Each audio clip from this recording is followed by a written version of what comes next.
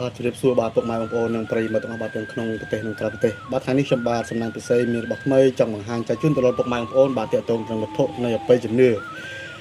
ចឹងនេះគឺខ្ញុំបាទមានវីដេអូខ្លីៗទេបាទអត់មានវីដេអូអីវែងឆ្ងាយទេបាទហ្នឹងហើយចឹងនេះគឺខ្ញុំចង់បង្ហាញពុកម៉ែបងប្អូនតាក់ទងទៅនឹងកណ្ដាញ់ជូព្រៃហ្នឹងហើយមកដុំធំនេះបាទដែលធំជាងមេដៃខ្ញុំនេះគឺជាប្រភេទកណ្ដាញ់ជូព្រៃណាពុកម៉ែបងប្អូនបាទហើយកណ្ដាញ់ជូព្រៃពុកម៉ែបងប្អូនយើងដឹងហើយបាទគឺជាវត្ថុមង្គលមួយគឺជាវត្ថុអបិយជំនឿមួយដែលនិយាយអំពីបាទខាងបាញ់បោះខាងការពារពួកអំពើមុនខ្មៅខាងបច្ចេកសង្គ្រាមអីជាដើមណាបងប្អូនបាទហ្នឹងហើយអញ្ចឹងកណ្ដាញ់ជុកព្រៃគឺជារបស់មួយដែលពិសេសហើយនឹងកម្រមែនទែនបាទហើយតើតើទៅនឹងកណ្ដាញ់ជុកព្រៃនេះខ្ញុំធ្លាប់ឮចាស់ហ្នឹងហើយធ្លាប់ឮចាស់គាត់និយាយណាហ្នឹងហើយហើយម្ចាស់របស់ក៏ខ្ញុំធ្លាប់ឮគាត់និយាយដែរគាត់ថាប្រភេទពួកកណ្ដាញ់ជុកព្រៃនេះនិយាយរួមឲ្យតែតើតើទៅនឹងជុកព្រៃ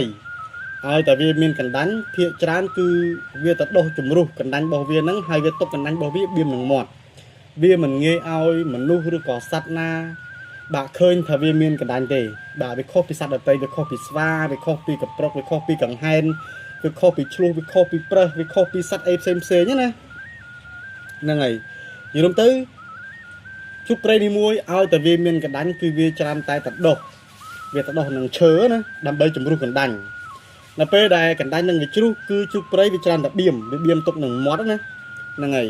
វាមិនងាយឲ្យអ្នកណាឃើញទេបាទហ្នឹងហើយវាការពារនៅពេលដែលវាមានអាសន្នអន់ក្រណាពុកម៉ែបងប្អូនបាទអាហ្នឹងតើតទៅនឹងកណ្ដាញ់ជុកព្រៃហើយកណ្ដាញ់ជុកព្រៃនេះបាទគឺពិសេសណាស់និយាយរួមទៅកណ្ដាញ់ជុកព្រៃខ្ញុំជឿថាពុកម៉ែបងប្អូនបាទធ្លាប់តែឮធ្លាប់តែល្បីហ្នឹងហើយពីគ្រូមួយទៅគ្រូមួយពីរៀមច្បងម្នាក់ទៅរៀមច្បងម្នាក់ទៀតហ្នឹងហើយប៉ុន្តែដោយអ្វីដែលថ្ងៃនេះគឺខ្ញុំចង់បង្ហាញពុកម៉ែបងប្អូនឲ្យឃើញផ្ទាល់ភ្នែកថានេះគឺជាកណ្ដាញ់ជុកព្រៃពុកម៉ែបងប្អូនស្រឡាញ់ចង់បានអាចតាក់ទងមកបងប្អូនមកខ្ញុំបានណាហ្នឹងហើយបាទអញ្ចឹងវីដេអូនេះខ្ញុំបាទមានតែប៉ុណ្្នឹងទេណាពុកម៉ែបងប្អូនបាទសូមអរគុណបាទសូមជម្រាបលាបាទ